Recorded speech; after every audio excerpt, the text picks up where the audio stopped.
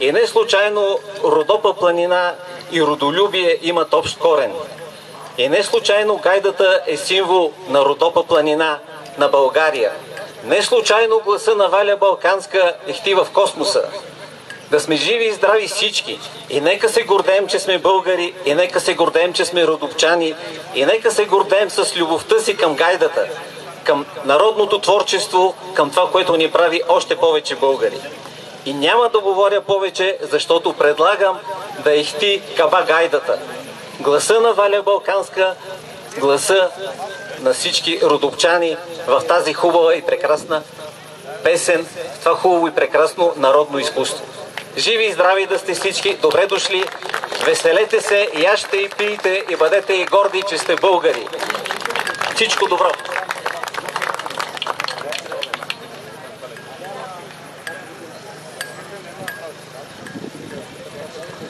Също от мен много здраве на всички, весел празник, да ехти гайдата, та не само в Равногор, в целия свят, та дори в космоса. Родопа е навсякъде. И днескашния ден ще го покаже в истинския смисъл. Бъдете здрави, радвайте се, веселете се и обичайте Родопа планина. Ние ще останем българи. Да изжива България! Добър успех на всички! Аз ви благодаря. Мисля, че е време вече да започваме с това, за което сме се събрали. Докато се наредят момчетата, заповядайте вие да гледате. Аз искам да обявя журито, което е тази година. В журито, както и миналата и по-миналата година, са Костадин Илчев, Тодор Кайков и Петър Янев. Възрастовите групи за момчетата, казвам, и за вас, за да знаете, са до 14 години, от 15 до 21 и оттам нагоре, докъдето можем, колкото повече, толкова по-добре. Заповядайте, момчета, както се полага и както го правим всеки път по традиция, да си открием с много гайди гайдарското надсвирване и да благодаря на основния спонсор фирма Никос.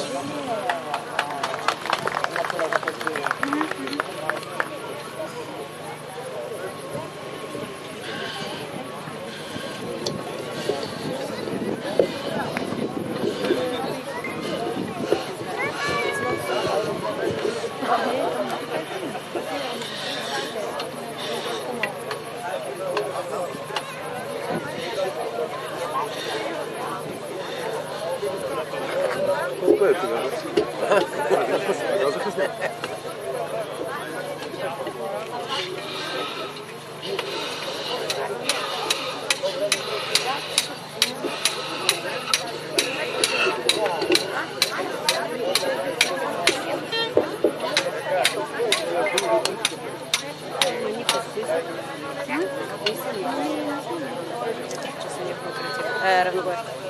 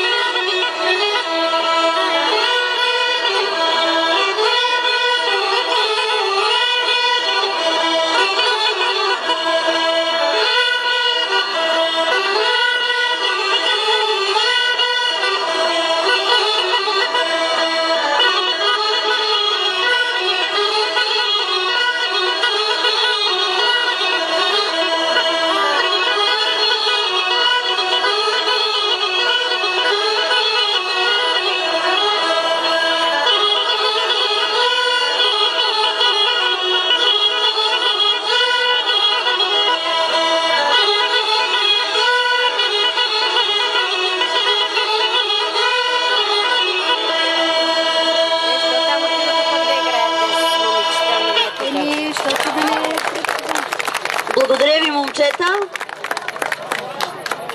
Заповядайте, освободете сцената, се качат момичетата, вие настройвайте.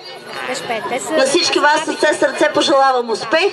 Успех е даже и това, че всички сме заедно тук и че ще се насладим на свирнята ви. Аз искам да представя домакините. Това са едни момичета, които са събрани в фолклорна група Равногорски бисери при читалище село Равногор. Те ще изпълнят песните "Канят ме, мамо", "Неделю, неделю" и "Дали гърми". А техен ръководител, за сведения на медиите и на всички тук присъстващи, е Нейчо Дечев, който е на скромната възраст 90 години.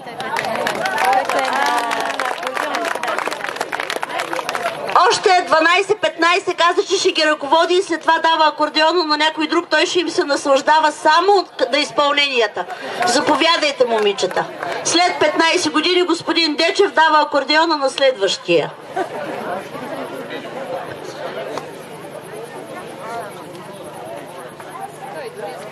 Докато момичетата се качат на сцената, искам да помоля гайдарите до 14 навършени години да дойдат при мен да се запишат, защото започваме с най-маничката група до 14 години. Още един път журито: Костадин Илчев, Петър Янев и Тодор Кайков. Компетентно жури, но правилно съди, така че на всички пожелавам успех.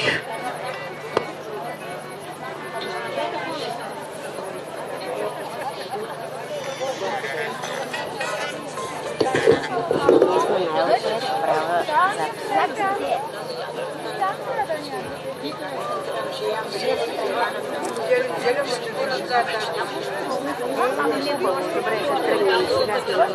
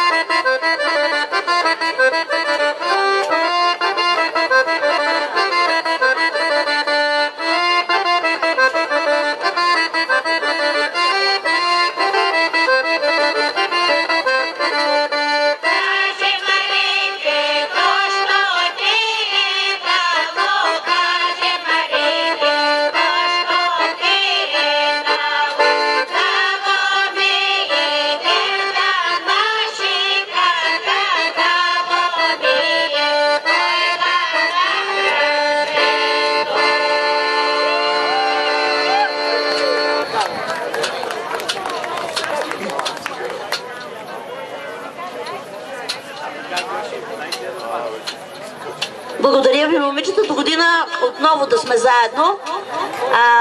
Разбира се, че една такава проява не става без някой да подпомогне. Аз много благодаря от името на организаторите, на тези хора, които подпомогнаха на свирването тук в Равногор. А това са Костадин Младенов, Одит Острава ЕООД, Атанас Филев, Павис Димитров, Петко Димитров и фирма Нитус.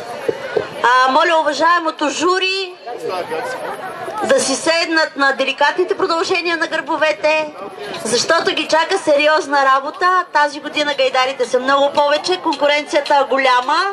Започваме с най-малката възрастова група.